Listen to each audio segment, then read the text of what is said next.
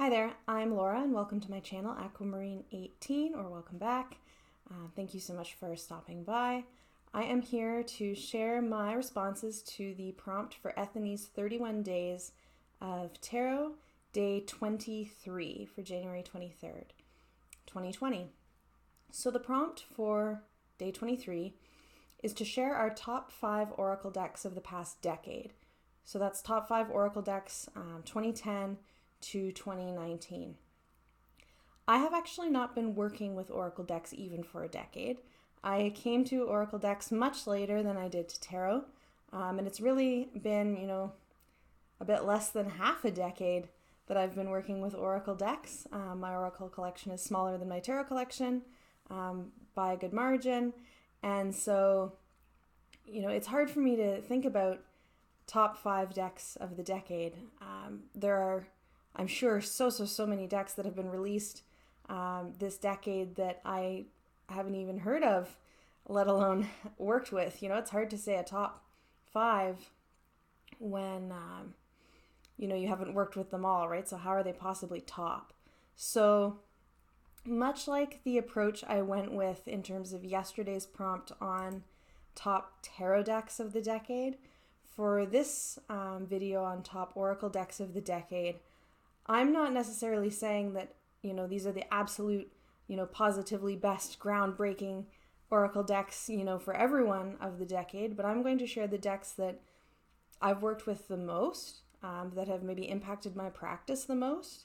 So, they're favorites for me, but I'm sure that others will have different ones, and that's entirely fine, right? So I'm going with the in a way the most used. And so I also ended up with 6 and not 5. I had chosen 4, and of course, because this is, in my approach, something like the most used oracle decks for me this decade, that meant that my selections were skewing towards, decks that I'd had longer, obviously, because decks I've had longer, I've had longer to work with. But when it came to selecting a 5th deck to go into my my top 5 here, or my most used oracle decks this decade that have most kind of influenced my oracle practice, I came up with 2 decks that I actually just got this year, that I shared already in my top 5 oracle decks of 2019, that I felt, even though I can't say they're my most used because I haven't had them as long, I feel will quickly become some of my most used, and so I had to include them both in this video. I'm not going to spend too much time because I've shared them already this month, but the first of those is the Spirit Doodle cards by Elrond Mills of Space Between the Notes. I've shown these before. I have a walkthrough on my channel, so you can check that out. And I haven't had this deck very long at all. It hasn't been out very long. But in terms of the decks that I know will be most used decks for me, I know that this one is going to be on that list without a question. So while I can't say just quantitatively that it's one of my most used because it's so new to my collection, I think that it absolutely belongs in this video. Very similarly, I will say the same thing for sure about the Saltwater reading cards by Laura Bowen, also included in my top decks of 2019 video, because I did only get this deck this year, but this deck has become such an incredible fast favorite. I work with this deck so frequently, particularly in the summer months. I resonate with this deck and relate to this deck so much, and the book as well. I think it's stunning. So I really just had to pick this deck as well to go into this video on oracle decks of the decade, even though, again, like the Spirit Doodle cards, I haven't had it long enough to say that it's really one of my most used, but I know that it will be. So I have now 4 more in my top 5, this really top 6.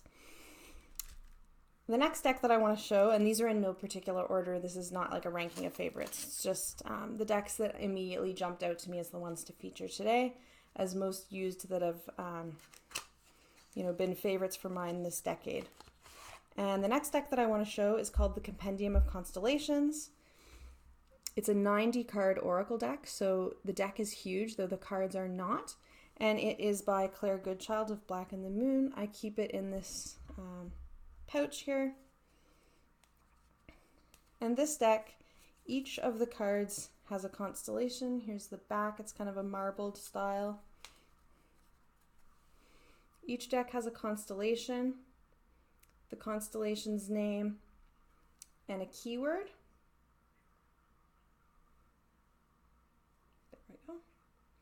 And I love this deck very much. It's one of the most used decks. It seems like no matter what tarot deck that I'm working with, if I want to pair an oracle deck with it, that this one will look great and read well alongside just about any other deck. I really love mythology, which comes into the naming of the constellations. I love, of course, the night sky. Oh, Pisces is my sun sign. So this deck really, and I love the color palette so much. These kind of jewel tone for the most part on an almost wood-looking background. There's really nothing that I don't love about this deck. So that's the Compendium of Constellations by Goodchild of Black and the Moon. Definitely one of my top and most used decks in my Oracle deck collection. Next on the list is a deck that I've had for quite a long time, and that's the Life Path cards by Kristen at Over the Moon Academy. These are amazing. That's the back, and they're numbered, just so you can keep track of them. And this deck is based on paths and the idea of a life path. And they're very large cards. It's like on my hand, quite large cards. And it's photography based. And there's all different paths in the deck. And this, as soon as I saw this deck, I knew that I would want to work with it. I've worked with it extensively, both selecting cards out kind of consciously or deliberately to work with, and shuffling and drawing as well. I love to have one of these cards out on display. They're great for journaling. This is not the best path, is it? They're great for journaling. They're great for meditation. They're just one of my absolute all-time favorites. Definitely one of my most used decks of the decade, and that is, as we enter into a new decade, not something I see changing, really. They have a really central place in my collection for sure. Going on to the second last, I had to choose the Wild Unknown Animal Spirit deck by Krans, and this is the, I believe, second edition. It's the edition before the mass market, so it's the indie edition. I got it at a store in Toronto called Geologic, Gifts from the Earth, which is a crystal store mostly. And this deck, as you know, it's an animal deck, of course. And the reason that I'm picking this deck is because this is the deck that really opened up the world of animal-based decks for me. And now I would say that animal-themed oracle decks are maybe the biggest kind of category of oracle decks in my entire collection, and have become just really central to my daily, weekly, seasonal practice in all kinds of ways. So this deck, I mean, besides being one that I think is stunning in its own right, and one that I have worked with extensively for years now, I also have a special place in my heart for this deck because it really was the deck that brought me to animal oracle decks, which is now my favorite, I think, kind of subcategory or genre, I guess, of animal decks. So it's special to me and has been a top deck of the decade. That's hard. A top deck of the decade for me for that reason as well. And last but not least, my first ever Oracle deck that I ever bought, which was the Earthbound Oracle by A.L. Swartz of Skull Garden. I'm sure you all know, also the creator of the Wooden Tarot. Also has another newer Oracle deck, which I don't have, and a Lenormand deck, I believe, as well. And this is a deck that when I saw it, I thought, okay, you know, and I was only reading tarot at this point. When I saw it, I thought, yeah, okay, this whole Oracle deck thing could maybe be for me after all. I love the art style. I love the selection of keywords. I love that it's nature-based. I love the color palette. I love how it looks in a spread. I love how it works with other decks. I love the smaller size. Really, this deck speaks to me just as loudly as it did when it jumped off the screen when I saw it for the first time.